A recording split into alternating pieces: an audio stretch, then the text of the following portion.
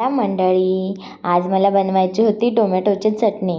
त्यासाठी मी मस्त स्वच्छ पाण्यात टोमॅटो धुवून घेतले. त्यानंतर 3 कांदे घेतले आणि टोमॅटो बघा मस्त छान दिसत आहे. त्यानंतर 2 कांदे कापून घेतले आणि थोडीशी कोथिंबीर कापून घेतली. मग घेतला लाल मसाला, थोडीशी हळद, थोडंसं जिरं, थोडीशी साखर. त्यानंतर टोमॅटो असे कापून घेतले. मग कढई तापत ठेवायची. तापल्यानंतर त्यामध्ये थोडंसं जिरं टाकायचं आणि कांदा परतण्यासाठी टाकून द्यायचा. कांदा मस्त लाल झाला की त्यामध्ये टाकायची थोडीशी हळद आणि लाल मसाला. इथं मी लाल मसाला 1.5 चम्मच घेतला आहे. त्यानंतर टोमॅटो टाकून द्यायचे आणि मस्त मिक्स करायचं आणि अर्धा चम्मच साखर टाकून द्यायची. मस्त चव येते साखरेने. चवीपुरतं मीठ घालून मिक्स करून द्यायचं आणि कोथिंबीर टाकून द्यायची. त्यानंतर मला टाकायचे होते शेंगदाणे. मग शेंगदाणे मी वाटून घेतले मस्त.